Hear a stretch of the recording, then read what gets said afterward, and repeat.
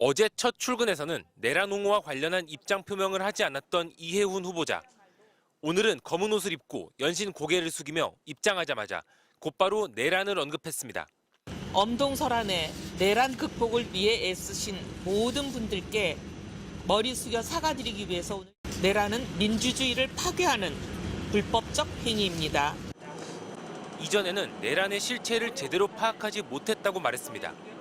정당에 속해 정치를 하면서 당파성에 매몰되어 사안의 본질과 국가 공동체가 처한 위기의 실체를 놓쳤음을 오늘 솔직하게 고백합니다. 이해훈 후보자는 내란 이후 비상계엄이 불가피했다고 주장했고 윤석열 전 대통령의 탄핵이 부당하다며 집회에도 참여해왔습니다. 파격적인 지명 발표 직후부터 법여권과 야권을 막론하고 비판이 쏟아졌습니다. 이 후보자는 과거의 실수를 덮은 채 앞으로 나아갈 순 없다면서 사과했습니다. 국민 앞에 먼저 사과하지 않으면 그런 공직은 결코 정당화될 수 없기 때문입니다. 모든 상처받은 분들께 진심으로 사과합니다.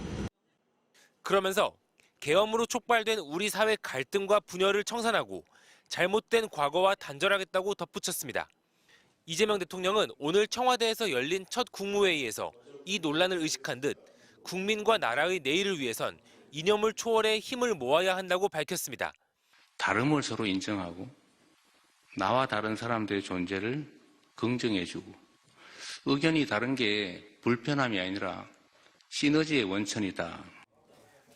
국민의힘 장동혁 대표는 이 후보자의 공개 사과에 그렇게 자아 비판식 말 한마디로 모든 것이 끝날 수 있을지는 의문이라며 인사청문회에서 철저히 검증하겠다고 밝혔습니다. MBC 뉴스 김건희입니다. 더불어민주당은 이번 인사를 두고 이 대통령의 실용주의와 탕평 의지가 반영된 것이라고 평가했습니다. 국민의힘 출신 전직 의원인 이해훈 후보자를 지명한 것은 출신과 이념을 넘어 오직 민생과 경제를 위해 적재적소에 인재를 기용하겠다는. 그러면서도 이 후보자가 과거 윤석열 전 대통령의 탄핵이 부당하고 계엄이 불가피했다고 발언한 데 대해선 청문회에서 분명한 입장을 밝혀야 한다고 강조했습니다. 하지만 여당 내에서조차 국헌문란에 찬동한 이들까지 통합의 대상이냐, 포용이 아니라 국정 원칙의 파기라는 엇갈린 반응이 나왔고 범여권에서도 내란을 옹호하고 노조를 혐오하는 이 후보자의 지명을 즉각 철회해야 한다며 반발했습니다.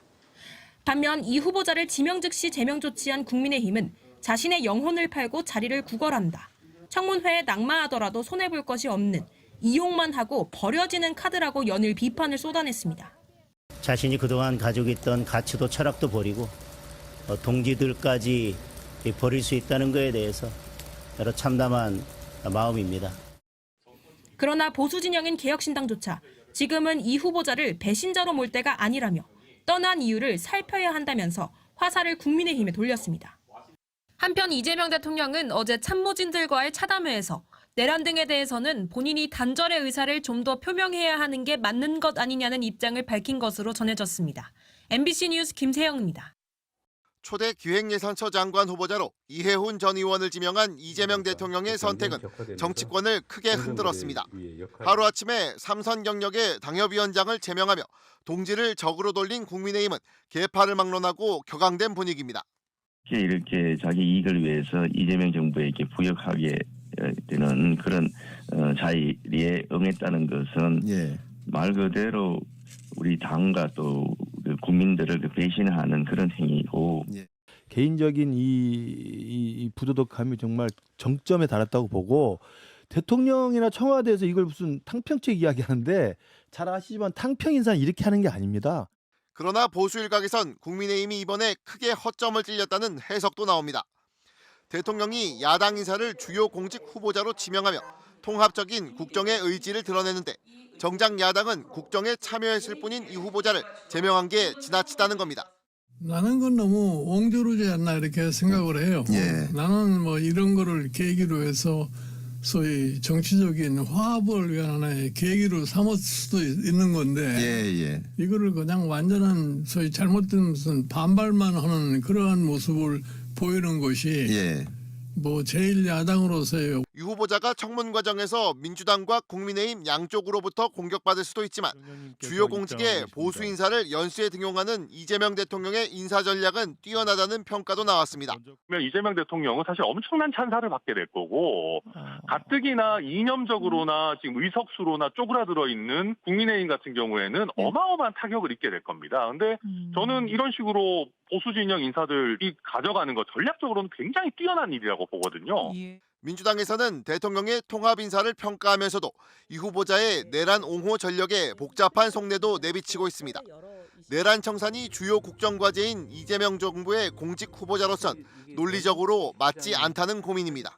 저는 청문회 때 윤석열 내란 사태에 대하여 우호적인 행동을 취한 것에 대해서는 국민 앞에 진솔한 사과가 있어야 할 거라고 생각합니다.